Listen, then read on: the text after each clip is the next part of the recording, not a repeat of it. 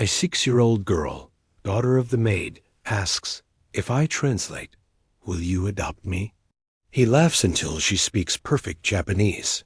Before we dive into this heart-wrenching story of betrayal and unexpected hope, drop a comment below and tell us where you're watching from.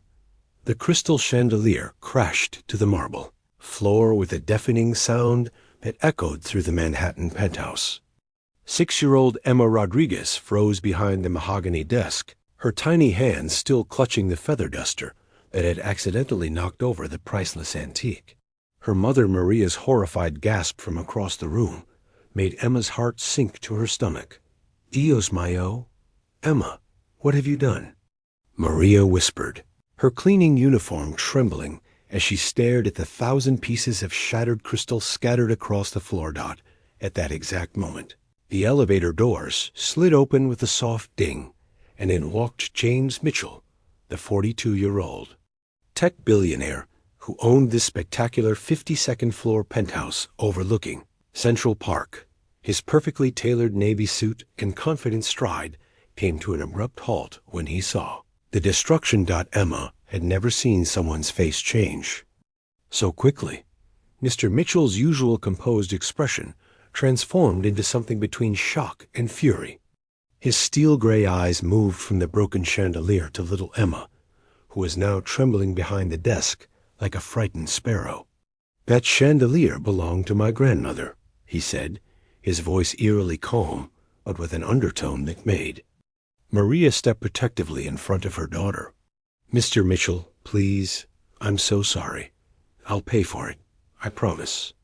Take it from my salary, take everything, but please don't fire me," Maria pleaded, her voice breaking with desperation.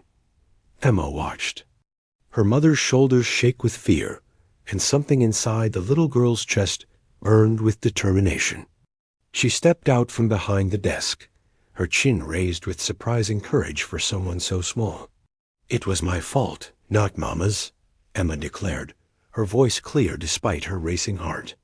"I was trying to help her clean better, but I'm too little and clumsy." James Mitchell looked down at the tiny girl with the wild curly black hair and defiant brown eyes, and for a moment his anger flickered with something else, curiosity.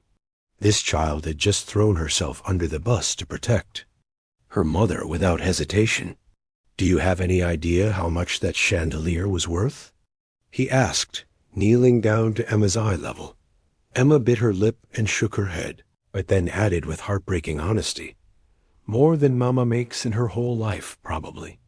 But maybe I could work for you too when I grow up, and we could both pay you back together." The sincerity in her voice caught James completely off guard. Here was this little girl, probably weighing less than 50 pounds, offering to spend her future paying for a mistake that happened because she was trying to help her hard-working mother.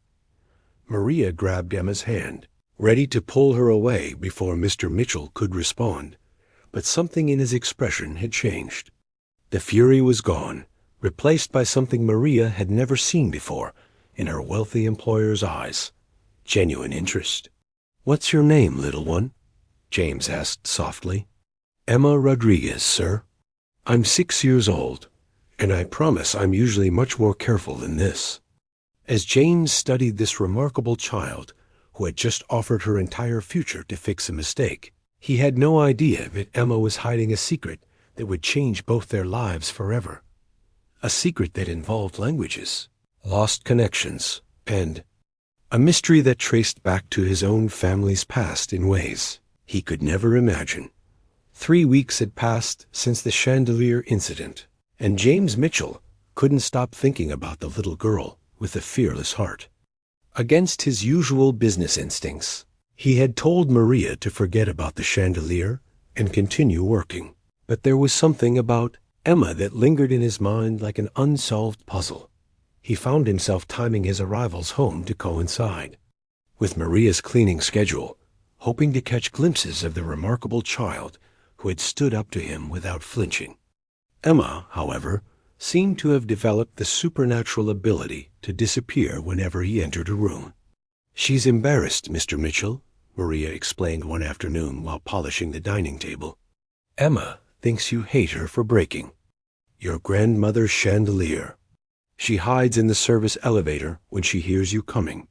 James felt an unexpected pang of guilt. I don't hate her, Maria. Actually, I was impressed by her courage that day.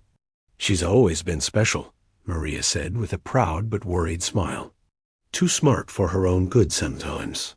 The teachers at her school say she learns things faster than kids twice her age, but we can't afford any of those fancy programs they recommend. That evening, James made a decision that surprised even himself.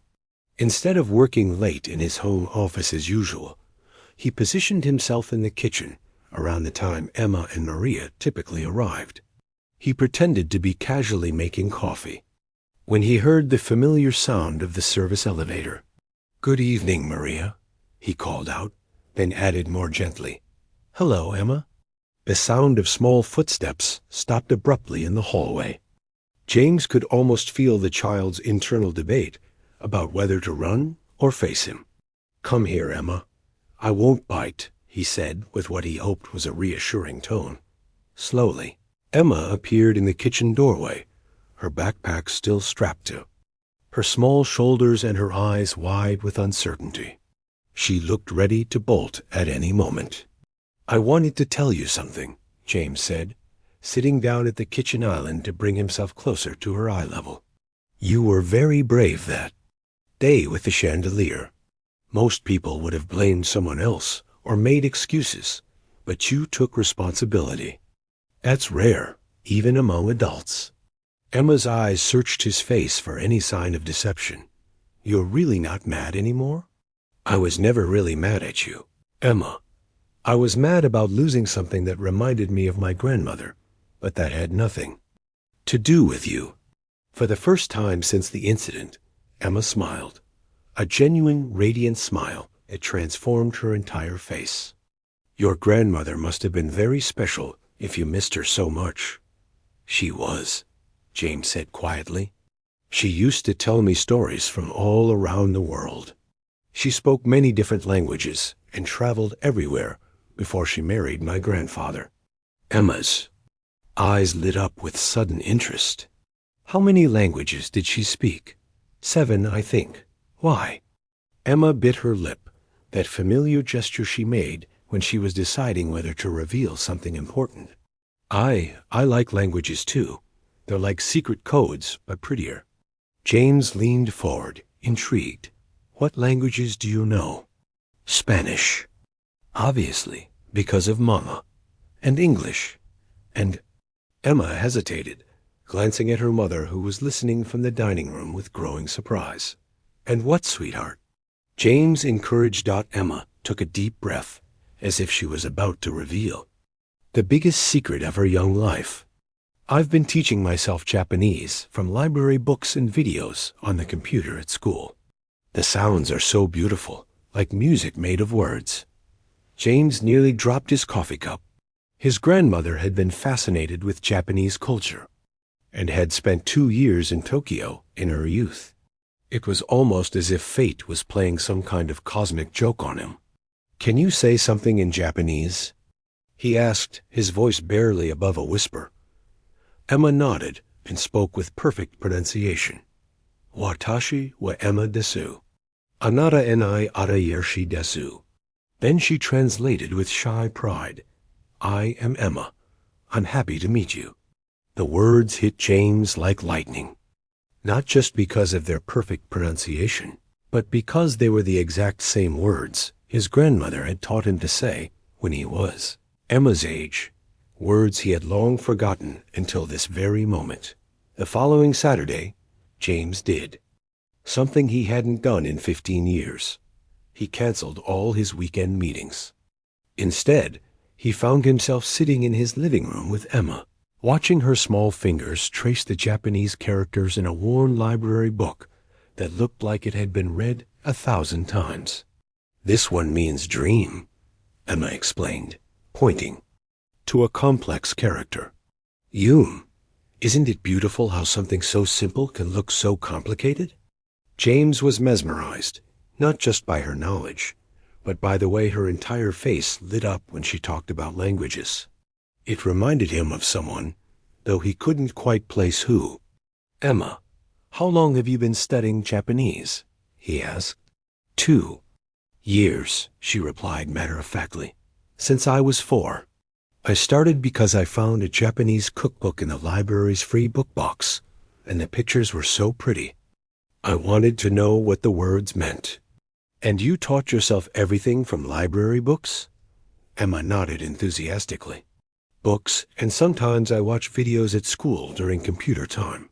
Mrs. Patterson, the librarian, helps me find new ones. She says I have a gift for linguistics." Emma pronounced the big word carefully, proud that she knew it. James felt something stirring in his chest, a mixture of amazement and something else he couldn't identify. "Would you like to see something special?" He disappeared into his study and returned with an ornate wooden box that Emma had dusted many times but never seen opened. Inside, wrapped in silk, was an antique Japanese tea set, complete with delicate cups and a ceremonial tea whisk. "This belonged to my grandmother, too," James said softly. "She brought it back from Japan in 1952. Emma's eyes grew wide with wonder. "It's the most beautiful thing I've ever seen," she whispered, not daring to touch it. "She used to perform the tea ceremony for me when I was about your age," James continued, surprising himself with the memory. "I had completely forgotten about it until just now." "Do you remember how to do it?" Emma asked, hopefully.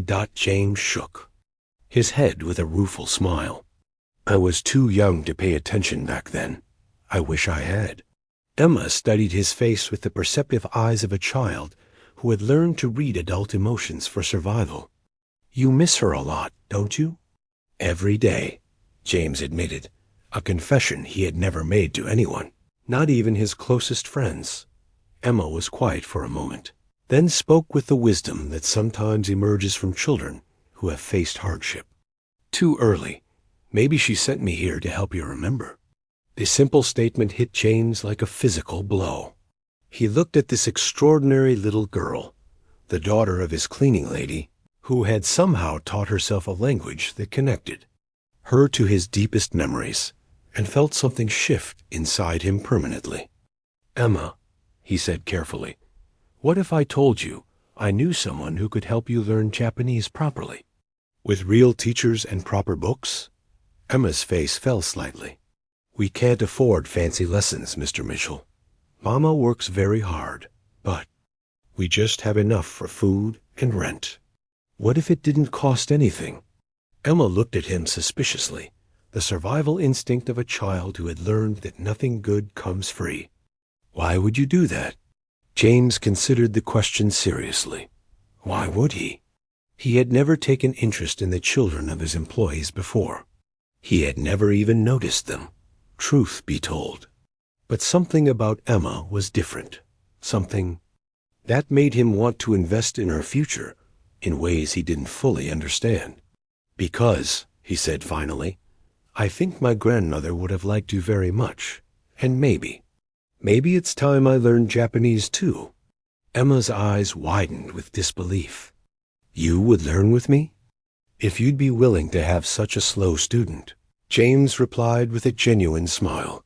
For a moment, Emma looked like she might burst with joy, but then her face crumpled with worry. "But what if I'm not smart enough for real lessons?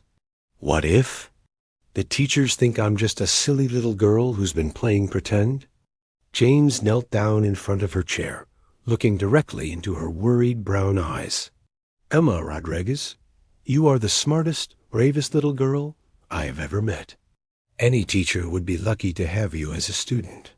As Emma threw her arms around his neck in an impulsive hug, James realized that this tiny girl had already begun to fill a space in his heart that he hadn't even known was empty. But neither of them knew that this was just the beginning of a journey that would uncover secrets, create an unbreakable bond, and ultimately lead to the most important question of both their lives. 3 months later, James found himself in the Hawaii.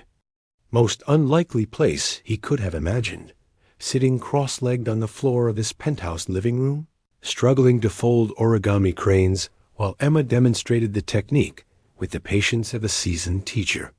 "No, no, Mr. Mitchell," Emma said with gentle authority. "You have to make the folds sharper, like this." In Japanese culture, every fold must be perfect because it shows respect for the paper and the person who will receive your crane. Their Saturday Japanese lessons had evolved into something far beyond what either of them had originally envisioned. What started as basic language instruction had blossomed into cultural immersion sessions, with Emma's natural curiosity driving them deeper into Japanese traditions, art, and philosophy. "Sensei Tanaka says I'm ready for intermediate level," Emma announced proudly, referring to their Japanese tutor, an elderly gentleman who came to the penthouse twice a week and had declared Emma a linguistic prodigy unlike any he had encountered. In 40 years of teaching, James smiled at Emma's achievement, though he couldn't help feeling a twinge of something that might have been jealousy.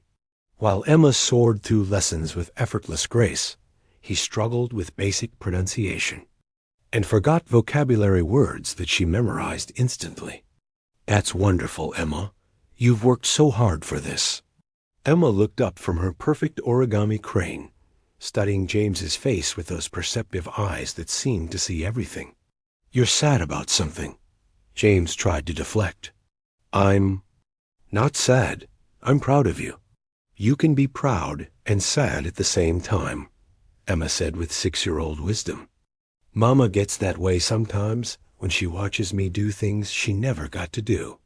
The accuracy of Emma's observation stopped James cold. She was right. He was proud of her incredible progress, but also increasingly aware of a growing distance between them as she advanced far beyond his abilities. "I guess I'm realizing that I'm not very good at being a student," James admitted. "I'm used to being the one who excels at everything." Emma set down her origami paper and moved closer to James, the way she did when she had something important to say. "Mr. Mitchell, can I tell you a secret?" "Of course." "I think learning together is more important than learning fast. Before you, I only had books and videos. But now I have someone who cares if I learn, someone who celebrates with me. When I figure out a hard word, that's worth more than being good at folding cranes." James felt his throat tighten with unexpected emotion. "When did you become so wise?" "Mama says I've been wise since I was born. She says it's because I've been taking care of her instead of the other way around," Emma replied with matter-of-fact honesty that revealed more about her life than James was prepared to handle. "What do you mean, taking care of her?" Emma hesitated, sensing she might have revealed too much. "Just little things. Making sure she eats when she's working late, reminding her to take her medicine for her back pain, helping her count money so the rent gets paid right." The picture Emma painted hit James like a sledgehammer. This remarkable child wasn't just gifted with languages. She was essentially raising herself while caring for her struggling mother. The responsibility she carried would have crushed most adults, yet she handled it with grace and still found energy to pursue her dreams. "Emma," James said carefully, "what would you say if I told you I wanted to help with more than just Japanese lessons?" Emma's eyes grew wary, the familiar look of a child who had learned to be suspicious of offers that seemed too good to be true. "What kind of help? What if I said I wanted to make sure you and your mother never had to worry about rent or food or doctor visits again? What if I said I wanted to make sure you could go to the best schools and have all the books you want, and travel to Japan someday to practice your language skills?" Emma was quiet for a long time, processing this offer with the gravity of someone much older. Finally, she asked the question that would change everything. "Why would you do all that for me?" James looked at this extraordinary little girl who had wandered into his life by accident and transformed it completely. How could he explain that she had awakened something in him that he didn't even know existed? How could he tell her that every day she spent in his home made it feel more like a real home than it had ever felt before? Because, he said slowly, I think I love you like you were my own daughter. And I want to take care of you the way you've been taking care of everyone else. Emma's eyes filled with tears, but she didn't cry. Instead, she climbed into his lap and whispered words in perfect Japanese. Watashi mo anata wo eishitemasu. Arusan. Then, in English, I love you too, Daddy. Neither of them noticed Maria standing in the doorway, tears streaming down her face as she witnessed the moment that would split her heart, between joy for her daughter's future and terror about what it might mean for their life together. The conversation James had been dreading finally arrived on a rainy Thursday evening in October. Maria had asked to speak with him privately after Emma had fallen asleep on the living room sofa, exhausted from an intensive origami session that had lasted 3 hours. They sat in James's study, the same room where he conducted multi-million-dollar business deals, but he had never felt more nervous about any negotiation in his life. Mr. Mitchell, Maria began, her voice steady but her hands trembling slightly. I need to know what your intentions are with Emma. James had prepared for this conversation, but sitting across from Emma's mother, this woman who worked 2 jobs to provide for her daughter, while battling chronic back pain that she thought no one noticed, he found his practiced words inadequate. I care about her, Maria, more than I ever expected to care about anyone. That's not what I asked, Maria replied with quiet strength. Emma comes home every day talking about you like you're some kind of hero. Mr. Mitchell says this, Mr. Mitchell. Bought that. Mr. Mitchell thinks I'm smart. You've become the center of her world. The truth in Maria's words stung, because James knew she was right. He had inserted himself into Emma's life without considering the consequences for anyone else. I know I've overstepped, James began, but Maria held up her hand. Let me finish, she said. Emma's father left when she was 2 years old. He couldn't handle the responsibility. Since then, it's been just Emma and me against the world. We don't have much, but we have each other, and that's always been enough. James felt his heart sinking, afraid of where this conversation was heading. But now, Maria continued, I watch my daughter's face light up in ways I've never seen before. I see her confidence growing every day. I see her dreaming about futures that I could never give her. And I realize that my love for her might not be enough anymore. Maria, that's not true. It is true, she interrupted, tears now flowing freely. Do you know what Emma asked me yesterday?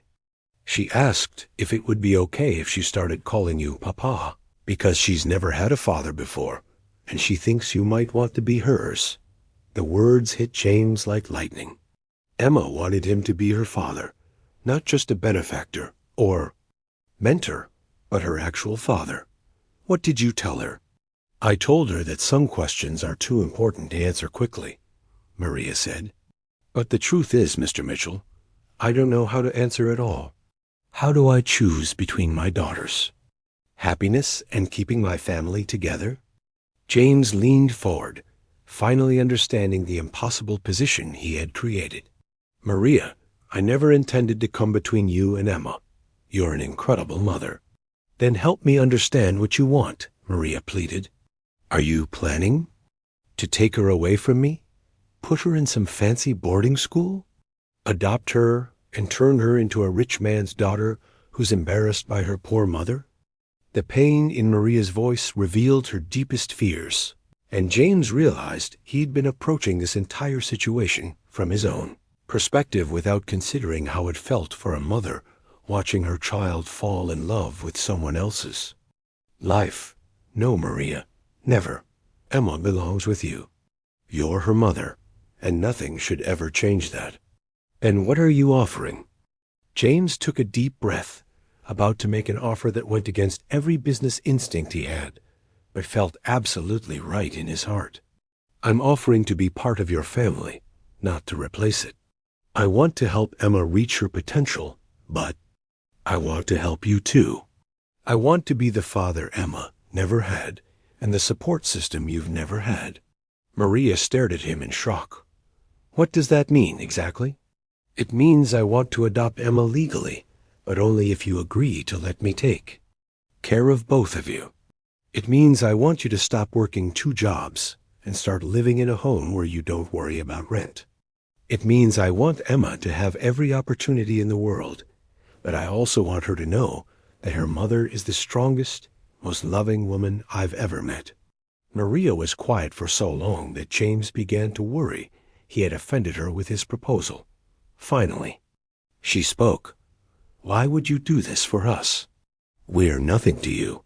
James thought about how to explain the truth, that Emma had filled a hole in his soul he didn't know existed, that their Saturday lessons had become the highlight of his entire week, that the sound of Emma's laughter in his home had made him realize how empty his life had been before she entered it. Because, he said simply, Emma taught me what it means to love someone more than yourself. And now I love both of you more than my old life. As Maria processed this life-changing offer, neither of them noticed Emma standing in the doorway, tears streaming down her face as she listened to the 2 people she loved most in the world figure out how to become a family. Emma had been pretending to sleep for 20 minutes, listening to the most important conversation of her young life through the crack in the study door. When she couldn't bear to hide anymore, she pushed the door open and walked into the room with tears streaming down her face. Emma, sweetheart, how long have you been awake?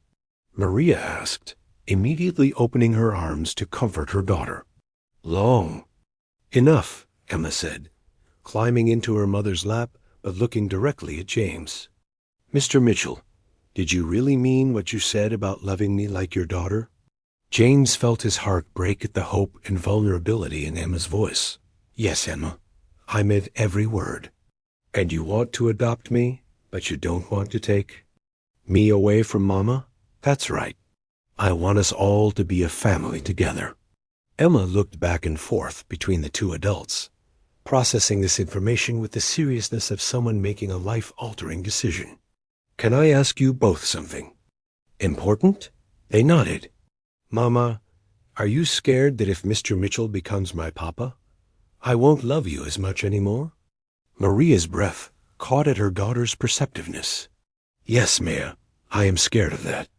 Emma cupped her mother's face in her small hands. Mama, you are my heart. Nothing and nobody could ever change that.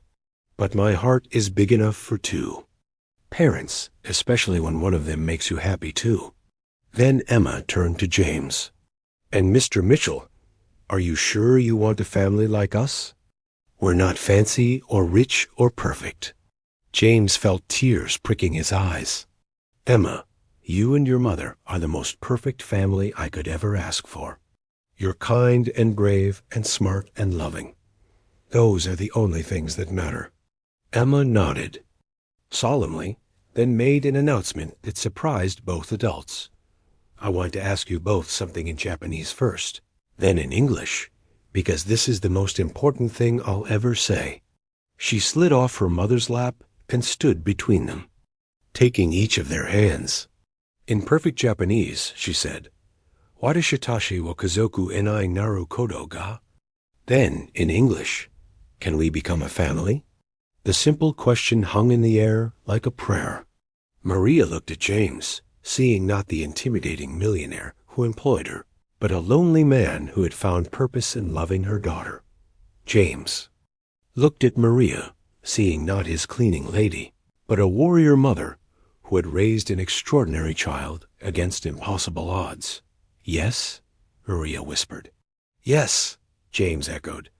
Emma's face exploded into the biggest smile any of them had ever seen. She threw her arms around both of them at once, creating their first family hug. I have one more question, Emma said, her voice muffled by their embrace. When people ask how this happened, what should we tell them? James and Maria exchanged glances over Emma's head, both thinking about the miraculous chain of events that had brought them together: a broken chandelier, a fearless little girl, a shared love of languages, and the courage to build something new from broken pieces. "We tell them," James said softly, "that sometimes the most beautiful families aren't born, they're chosen." As they held each other in the warm light of the study, surrounded by books and dreams, and the promise of a future none of them could have imagined 6 months ago, Emma whispered one final thing in Japanese: "Arigato gozaimasu, Atusan. Arigato gozaimasu, Okasan." Thank you, Father. Thank you, Mother. And in that moment, James Mitchell's empty penthouse finally became a home. 6 months after the adoption papers were finalized, James Mitchell stood in the doorway of what used to be his sterile home office, watching it transform into something he never could have imagined. The mahogany desk now shared space with a child-sized study table covered in Japanese workbooks, origami paper, and Emma's latest art project, a family portrait where all three of them were holding hands under a rainbow. "Papa, look what I made," Emma called out, using the name that still made James's heart skip a beat every time he heard it. She held up a handmade book titled Our Family Story, written in both English and Japanese. "It's beautiful, sweetheart," James said, sitting down beside her to examine the carefully illustrated pages. "Tell me about this one." Emma pointed to a drawing of a little girl standing next to broken glass. "This is the day I broke your grandmother's chandelier and thought you would hate me forever. But look," she flipped to the next page, which showed the same little girl, but now she was holding hands with a tall man and a woman with kind eyes. "This is the day I learned that sometimes breaking things can fix other things." The profound wisdom in Emma's simple words never ceased to amaze James. At 7 years old, she had developed an understanding of life's complexities that many adults never achieved. "Emma, can I ask you something?" James said, closing the book gently. "Are you happy? Really, truly happy with how our family turned out?" Emma tilted her head, studying his face with those perceptive brown eyes. "Are you worried about something, Papa?" James hesitated. The truth was, he had been losing sleep over whether he had done the right thing. The adoption had been seamless legally, but emotionally, he sometimes felt like he was playing house with people's real lives. What if Emma grew up and resented being taken from her humble beginnings? What if Maria secretly missed their old independence? What if he was just a rich man trying to buy a family? "Sometimes I wonder if I forced this to happen too fast," James admitted. "Maybe you and Mama needed more time to decide." Emma set down her crayons and climbed into James's lap with the seriousness of someone about to deliver important news. "Papa, do you know what I wished for every night before you became my daddy?" "What did you wish for?" "I wished that Mama wouldn't have to work so hard that her back hurt.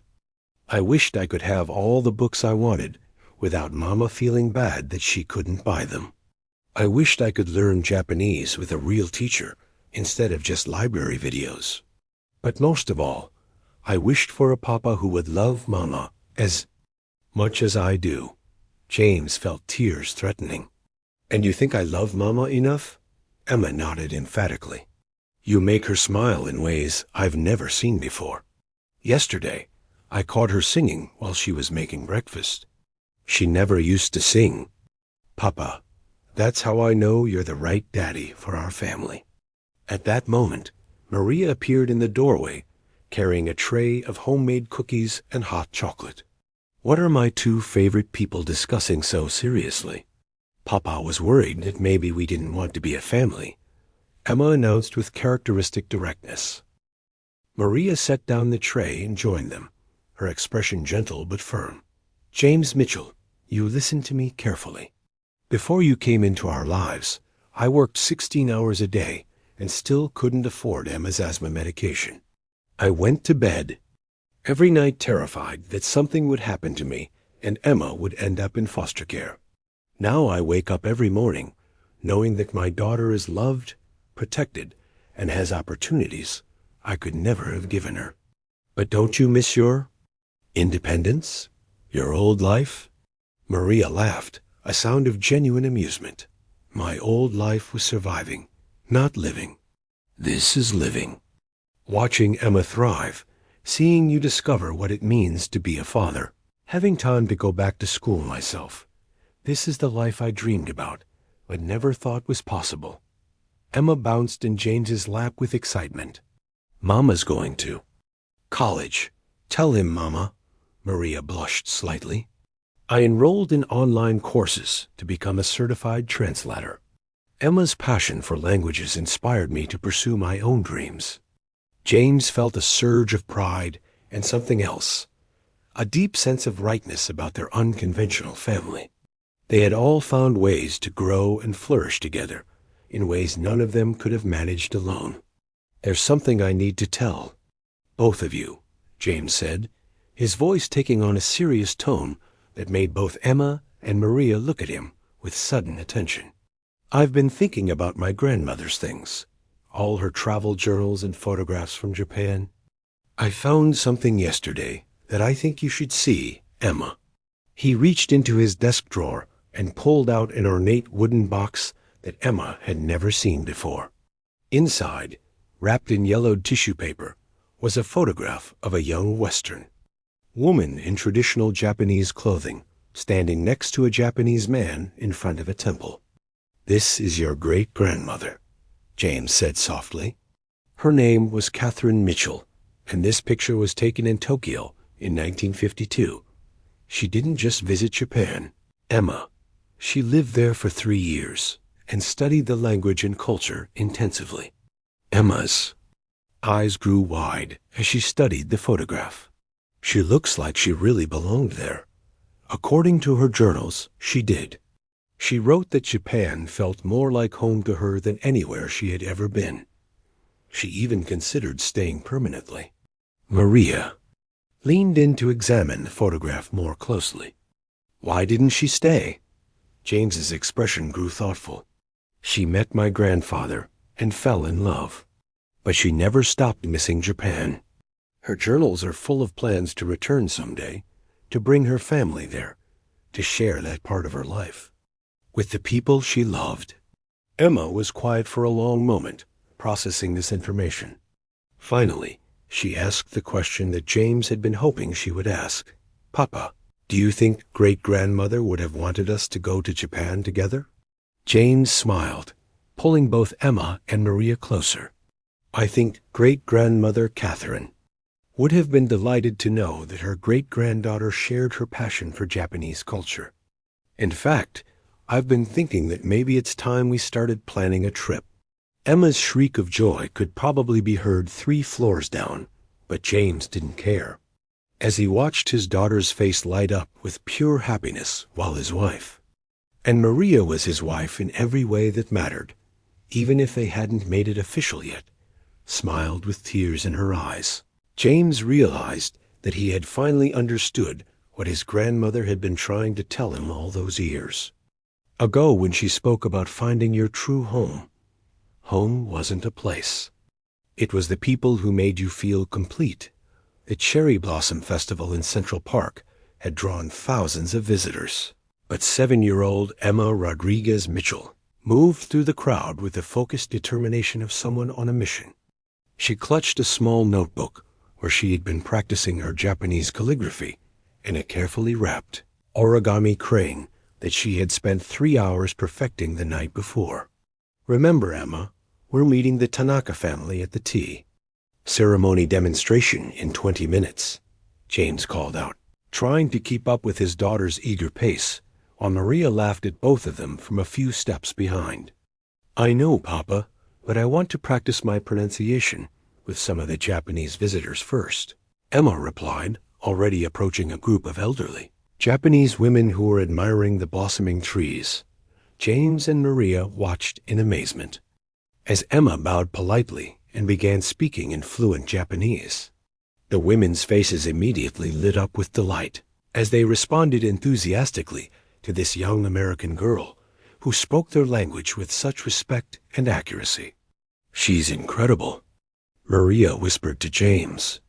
"Sometimes I can't believe she's really ours." "She's incredible because she's yours," James replied, squeezing his wife's hand. They had married quietly 3 months earlier in a small ceremony with just Emma as their witness, and James still felt a thrill every time he thought of Maria. As his wife, Emma returned to them practically glowing with excitement. "Obasan Yamamoto invited us to have tea with her family next week. She said my Japanese is better than most American adults who have lived in Japan for years." "That's wonderful." "Sweetheart," Maria said, straightening Emma's festival kimono that James had insisted on buying for the occasion. "But remember, we don't want to impose on people." "She insisted, Mama. She said it would be an honor to host someone who shows such respect for her culture." As they made their way toward the tea ceremony area, James noticed Emma had grown unusually. Quiet, her earlier excitement replaced by something that looked almost like nervousness. "What's on your mind, Emma?" Emma bit her lip, a gesture that both parents had learned meant she was wrestling with something important. "Papa, I've been thinking about great-grandmother Catherine's journals. You said she wrote about wanting to share Japan with her family." "That's right." "Well, what if? What if there's more to her story than just visiting Japan? What if she had connections there that she never told anyone about?" James stopped walking, struck by the mature insight in Emma's question. "What makes you think that?" Emma pulled out a folded piece of paper from her small purse. "I've been studying the photograph you showed us, and I noticed something. Look at the temple in the background. I researched it, and it's not a tourist destination. It's a family temple in a small village outside Kyoto. Why would she be there unless she knew someone personally?" James stared at his 7-year-old daughter, once again floored by her analytical abilities. "Emma, that's remarkable detective work." "There's more," Emma continued, her voice growing more excited.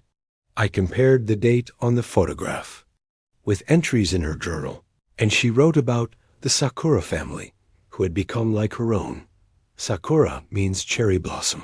Papa, what if great-grandmother Catherine had a Japanese family that we never knew about?" Maria looked between her husband and daughter, seeing the wheels turning in both their minds. "Are you suggesting that we might have relatives in Japan?" "It's possible," James said slowly. "My grandmother was always secretive about her time there. I assumed it was just because my grandfather was jealous of her adventures, but maybe there was more to it." Emma bounced on her toes with barely contained enthusiasm. "Can we find out? Can we research the Sakura family? Maybe they're still there." James felt a familiar stirring in his chest, the same feeling he had gotten when Emma first spoke Japanese to him, the sense that fate was orchestrating events beyond their understanding. "You know what, Emma? I think that's exactly what we should do."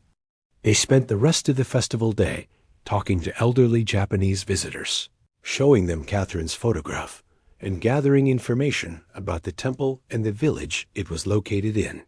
By the end of the day, they had 3 different people confirm that the temple was indeed the Sakura family temple, and that the family was known for their kindness to foreigners during the post-war period. That evening, as Emma worked on her Japanese homework at the kitchen table, she looked up at her parents with shining eyes. "I have a feeling that when we go to Japan, we're not just going as tourists.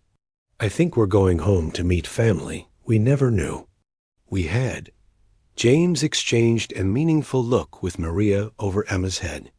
Their daughter had an uncanny ability to see connections and possibilities that escaped most adults. If Emma believed there was a mystery to solve in Japan, James was beginning to think she might be right. "Well then," James said, pulling out his laptop, "I guess we better start planning a family reunion." As Emma cheered and threw her arms around both her parents, none of them could have predicted that their search for Catherine's Japanese connections would lead them to Discoveries that would not only change their understanding of their family history, but would also put Emma's remarkable linguistic abilities to the ultimate test in ways that would touch the hearts of strangers and bring healing to wounds that had been waiting 70 years to be addressed. The Cherry Blossom Festival had planted the seeds of an adventure that would transform their family once again, proving that some stories are too beautiful and complex to be contained within a single generation. 2 months later, James stood in his study surrounded by shipping boxes, genealogy documents, and translated letters that had arrived from Japan. Emma sat cross-legged on the floor, carefully organizing the papers by date, while Maria photographed each document for their records. "Papa, listen to this letter," Emma said, holding up a yellowed piece of paper with trembling hands. "It's from Hiroshi Sakura to great-grandmother Catherine, dated 1954. He writes, 'My beloved Catherine San, though you have returned to America to marry, our family will never forget the kindness you showed us during the darkest time in our nation's history. You helped rebuild not just our temple, but our faith in the goodness of humanity.'" James felt goosebumps rise on his arms. "Keep reading, sweetheart."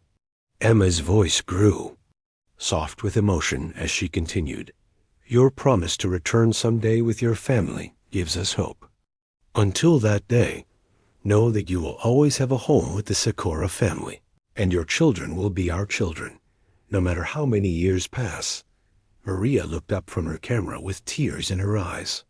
"James, your grandmother wasn't just a tourist in Japan. She was part of their family." "There's more," Emma said, picking up another letter. "This one is from 1987, 33 years later. It's from Hiroshi's son, Kenji Sakura, to someone he calls Catherine's family in America. He's asking if anyone received his previous letters, and if Catherine's family would ever consider visiting Japan to honor her memory." James felt a crushing weight of regret settle in his chest. "I never saw any letters from Japan. My grandfather must have hidden them, or maybe they were lost when he moved after my grandmother died." Emma stood up with the determined expression that both her parents had learned meant she was about to announce something important. "Papa, Mama, I think great-grandmother Catherine made a promise that never got kept, and now it's our job to keep it for her." "What do you mean, Mia?" Maria asked gently. Emma walked to the window overlooking Central Park, her small silhouette backlit by the afternoon sun. "I think she promised to bring her family to meet the Sakuras, but she died before she could do it. And I think maybe I learned Japanese not just because I loved it, but because I was supposed to be the one to finally keep her promise." The profound insight from their 7-year-old daughter left both James and Maria speechless. Emma had a way of seeing patterns and purposes that escaped most adults, and her words carried a weight that neither parent could dismiss. "Emma," James said carefully, "are you saying you think we're meant to go to Japan to fulfill your great-grandmother's promise?" Emma turned back to face them, her brown eyes bright with certainty. "I'm saying I think great-grandmother Catherine sent me to you for this exact reason. I don't think it was an accident that I learned Japanese, or that I broke the chandelier, or that we became a family. I think it was all leading to this moment." James exchanged a look with Maria, seeing his own wonder and growing conviction reflected in her face. Their daughter had always been special, but this level of insight into the interconnectedness of events was beyond anything they had witnessed before. "There's one more thing," Emma continued, picking up a recent letter that had arrived just days earlier. "This letter is from Kenji's daughter, Yuki Sakura. She's 35 years old and teaches Japanese literature. She wrote to say that her family never gave up hope that Catherine's family would someday come to Japan. They've been waiting. 70 years, Papa. 70 years." Maria wiped tears from her cheeks. "What did she say about us possibly visiting?" Emma smiled, the radiant expression that transformed her entire face. She said that if Catherine's great-granddaughter speaks Japanese and wants to honor her great-grandmother's memory, the entire Sakura family would consider it the greatest honor of their lives to welcome us home. James felt something settle in his chest, a sense of rightness and purpose that he had never experienced in any of his business dealings. This wasn't about money or success or achievement. This was about love, connection, and the completion of a story that had been waiting decades to find its proper ending. "Well then," he said, reaching for his phone, "I guess I better call my travel agent." Emma launched herself into her father's arms with such force that he nearly fell over. "Really? We're really going to Japan to meet the Sakuras?" "We're really going," James confirmed, holding his daughter tight while Maria joined their embrace. "We're going to keep great-grandmother Catherine's promise." As they held each other in the warm afternoon light, surrounded by letters and photographs that bridged decades and continents, Emma whispered something in Japanese that made both her parents' hearts skip. "Catherine Oba-shan, we're coming home to your other family. Your promise will finally be kept." And in that moment, James realized that their journey to Japan would be about much more than tourism or cultural exchange. They were about to complete a circle of love that had been waiting 70 years to. Close and Emma, their remarkable little daughter who had learned Japanese as if she had been born to it, would be the key that finally unlocked a connection that time and distance had never truly broken. The Sakura family had been waiting for Catherine's return for 7 decades. They were about to discover that sometimes promises are kept by the next generation, and that love really can transcend any barrier when it's carried in the heart of a child who believes that everything happens for a reason. The bullet train from Tokyo to Kyoto glided through the Japanese countryside with whisper-quiet precision, but Emma couldn't sit still. She pressed her face against the window, watching rice fields and traditional houses blur past while practicing her formal Japanese greetings under her breath. "Hajimeshite, Sakura-san. Watashi wa Emma desu," she whispered for the 100th time. "It's nice to meet you, Mr. Sakura. I am Emma." James and Maria sat across from their daughter, both nervous and excited in equal measure. The 3 weeks since they had confirmed their trip to Japan had passed in a whirlwind of preparation, but nothing could really prepare them for what they were about to experience. "Emma, remember what Yuki-san said in her last email," Maria reminded. Gently, "The Sakura family is just as nervous about meeting us as we are about meeting them. We're all going to do our best to honor Catherine's memory together." Emma nodded solemnly, then pulled out a carefully wrapped package from her small backpack. "I brought great-grandmother Catherine's tea set. I want to perform a tea ceremony for the Sakuras using her things. Do you think that would be appropriate?"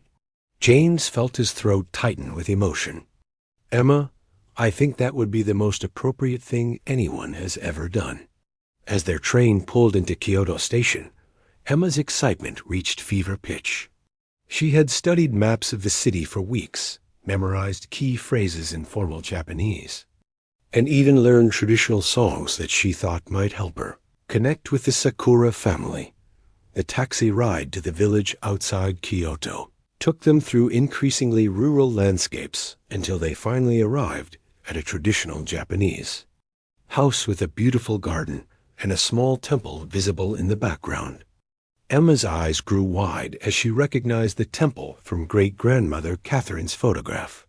"Papa, we're really here," she whispered. "We're really at the place where great-grandmother Catherine lived."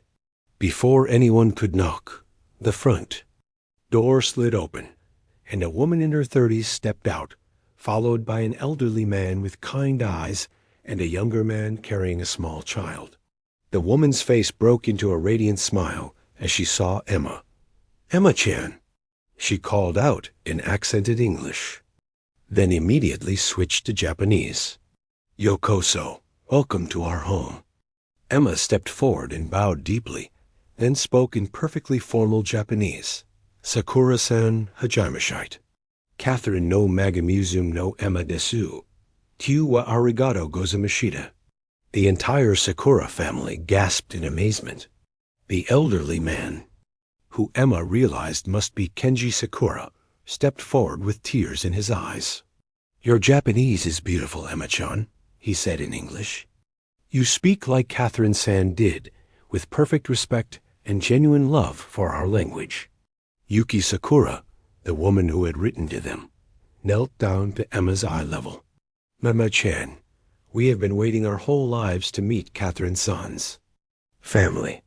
You look so much like her, the same kind eyes, the same brave spirit." As introductions were made and they were welcomed into the traditional Japanese home, Emma noticed something that made her heart skip. On the family altar, next to photographs of departed Sakura ancestors, sat a framed picture of great-grandmother, Catherine in her Japanese kimono. "You kept her picture all these years," Emma said softly in Japanese. "Catherine-san was family," Kenji replied. "She helped us rebuild after the war, not just our temple, but our hearts. We could never forget her." Over the next few hours, as the two families shared stories, photographs, and traditional Japanese sweets, Emma learned about her great-grandmother's time in Japan in ways that no letter or journal could have conveyed. Catherine had taught English to local children, helped raise funds to rebuild the temple, and had been considered by the entire village to be a blessing sent from America. She promised to return with her family. Yuki's father, Takeshi, explained. "Every year during cherry blossom season, we would wonder if this would be the year Catherine-san would come home to us." Emma's eyes filled with tears as she realized the depth of love and loss that had connected these two families across decades and continents. "She wanted to keep her promise," Emma said. "I know she did.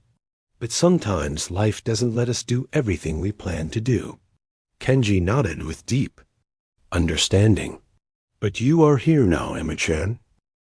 You have kept her promise for her. That is the most beautiful gift you could have given us." As the afternoon sun began to set, Emma asked if she could perform the tea ceremony using her great-grandmother's tea set. The Sakura family was deeply moved by the gesture, and they gathered in their traditional tatami room as Emma carefully prepared the ceremonial tea with movements she had practiced for months. "This tea set traveled from Japan to America with Catherine-san," Emma explained in Japanese as she worked. "Now it has come home to Japan again, carried by her great-granddaughter who loves this country as much as she did." As Emma served the tea to each member of both families, she spoke words that would be remembered by everyone present for the rest of their lives. "Great-grandmother Catherine's spirit is in this room with us today. She is finally home with all her family, her American family and her Japanese family, together at last." When the ceremony concluded, there wasn't a dry eye in the room. Kenji Sakura stood and bowed deeply to Emma, then spoke in English, so that James and Maria could fully understand. "Emma-chan, you are not just Catherine-san's great-granddaughter. You are our family now, and you will always have a home here in Japan." As Emma threw her arms around the elderly man who had waited 70 years for this moment, James and Maria realized that their daughter had accomplished something extraordinary. She had not only kept the promise made by someone she had never met, but had also created new connections that would last for generations to come. The little girl who had learned Japanese from library books had become a bridge between two families, two cultures, and two hearts that had been separated by time, but never truly broken apart. The morning of their final day in Japan dawned with the kind of perfect clarity that seemed designed for important moments. Emma woke before sunrise and found herself drawn to the window of their traditional room in the Sakura family home, watching the mist rise from the temple garden where great-grandmother Catherine had once walked. "You're awake early, sweetheart," Maria said softly, joining Emma at the window. "I couldn't sleep," Emma admitted. "I keep thinking about how great-grandmother Catherine must have felt when she had to leave Japan. How do you say goodbye to family when you don't know if you'll ever see them again? Maria wrapped her arms around her daughter, understanding the weight of what Emma was processing. Maybe she knew that someday someone from her family would come back to keep the connection alive. Do you really think she knew it would be me? Before Maria could answer, they heard a soft knock on their door. Yuki Sakura slid it open and peeked in with a gentle smile. Mei-chan, Grandfather Kenji has something special he wants to show you before you leave. Are you ready? Emma dressed quickly in the beautiful kimono that the Sakura family had given her as a gift and followed Yuki through the garden to the small temple. There, Kenji Sakura waited beside a stone memorial that Emma had noticed before but hadn't been able to read. This memorial stone was placed here by my father, Hiroshi, in 1955, Kenji explained in careful English. It honors all the foreign friends who helped our family and our village during difficult times. But there is something special about Catherine-san's inscription. Emma moved closer to examine the stone, her heart racing as she tried to decipher the elegant Japanese characters carved into its surface. Can you read it, Emma-chan? Kenji asked gently. Emma studied the inscription carefully, then gasped as she understood its meaning. It says, Catherine Mitchell-san, American friend and daughter of our hearts, who promised to return with her family to complete the circle of love. We wait with faith for that promise to be fulfilled. James and Maria, who had joined them in the garden, felt tears spring to their eyes as Emma's translation revealed the depth of the Sakura family's faith and love. Your great-grandmother saw this memorial before she left Japan, Kenji continued. She touched this stone and promised my father that someone from her family would return to read these words. 70 years later, her great-granddaughter stands here, speaking our language perfectly, fulfilling that promise. Emma placed her small hand on the stone, the same spot where Catherine had placed hers decades earlier. Great-grandmother Catherine, your promise is kept, she whispered in Japanese. As if summoned by Emma's words, the entire extended Sakura family began to appear in the garden. Aunts, uncles, cousins, and neighbors who had all heard the story of Catherine-san and had come to witness this historic moment. 3 generations of Sakuras gathered around the memorial stone, creating a circle that included Emma, James, and Maria as honorary family members. YUK. I stepped forward with a carefully wrapped package. Emma-chan, we have a gift for you, something that has been waiting 70 years for the right person to receive it. Emma unwrapped the package with trembling hands, revealing an ancient-looking book bound in silk. What is it? It's Catherine-san's journal from her time here in Japan, Kenji explained. She gave it to my father before she left, asking him to keep it safe until someone from her family came to claim it. She said it contained all her deepest thoughts about Japan and her love for our family. Emma opened the journal carefully, seeing page after page of her great-grandmother's handwriting in both English and Japanese. On the very first page, she found an entry that made her heart stop. If anyone from my family ever reads this, know that Japan gave me the greatest gift of my life, the understanding that love has no boundaries of language, culture, or distance. I pray that someday, someone who shares my blood will also share my love for this beautiful country and these beautiful people. To that person, I leave all my love for Japan and my eternal gratitude to the Sakura family who made me whole. Emma looked up from the journal with tears streaming down her face. She wrote this for me, didn't she? She somehow knew that someone in her family would learn Japanese and come here. I believe, Kenji said with profound gentleness, that Catherine-san's spirit guided you to learn our language so that you could be the one to complete her journey. As Emma held the journal against her heart, surrounded by 2 families who had become one through love and patience and the power of kept promises, she made a decision that would surprise everyone. "Kenji-san," she said in formal Japanese, "I want to make a promise of my own. When I grow up, I want to become a translator and cultural bridge between America and Japan. I want to help other families connect across languages and cultures, the way we have connected. Will you help me learn everything I need to know?" The elderly man's face lit up with joy and pride. "Emma-chan, it would be the greatest honor of my life to help you prepare for such a calling." James and Maria exchanged amazed glances as they realized their 8-year-old daughter had just chosen her life's path, one that would honor her great-grandmother's memory while creating new bridges of understanding between the cultures. That had shaped their family's story. As the morning sun climbed higher over the temple garden, casting golden light on the memorial stone that had waited so patiently for this moment, Emma understood with perfect clarity that some promises are too important to die with the people who make them. Sometimes they live on in the hearts of children who haven't even been born yet, waiting for the right moment to bloom into something more beautiful than anyone could have imagined. The little girl who had broken a chandelier and learned Japanese from library books was about to embark on a journey that would take her far beyond anything her great-grandmother could have dreamed. But she would carry Catherine's love for Japan in her heart every step of the way. 5 years later, 12-year-old Emma Rodriguez Mitchell stood on the stage of the United Nations building in New York City, her heart pounding as she looked out at an audience of diplomats, translators, and cultural ambassadors from around the world.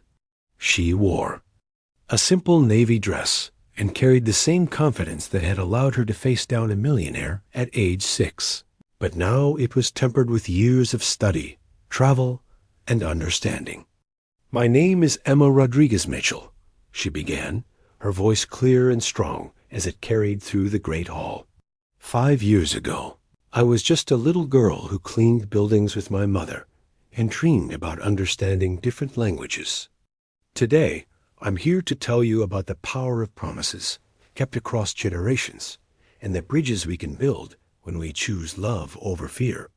In the audience, James and Maria sat with tears of pride already streaming down their faces. Behind them sat Yuki and Kenji Sakura, who had traveled from Japan specifically to hear Emma speak at the UN Youth Cultural Ambassador ceremony. "When I was 6 years old," Emma continued, "I accidentally broke something precious that belonged to someone I didn't know. That accident led to the most beautiful discovery of my life, that sometimes the things we break accidentally are exactly the things that needed to be broken so something better could be built in their place."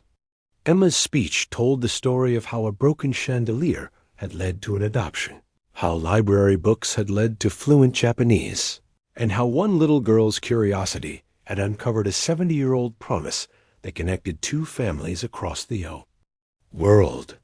My great-grandmother Catherine Mitchell couldn't keep her promise to return to Japan with her family, Emma said, her voice growing stronger with emotion. But her love for Japan and the Sakura family lived on in ways she never could have imagined. It lived on in my inexplicable desire to learn Japanese. It lived on in my adoptive father's willingness to support that dream. It lived on in my mother's courage to trust that our unusual family could work. The audience was completely silent, captivated by this young girl who spoke with the wisdom of someone much older. "Last month, I became the youngest person ever certified as a professional Japanese English interpreter," Emma announced, causing a wave of applause to ripple through the hall. "But more importantly, I've learned that language is never really about words. It's about connection.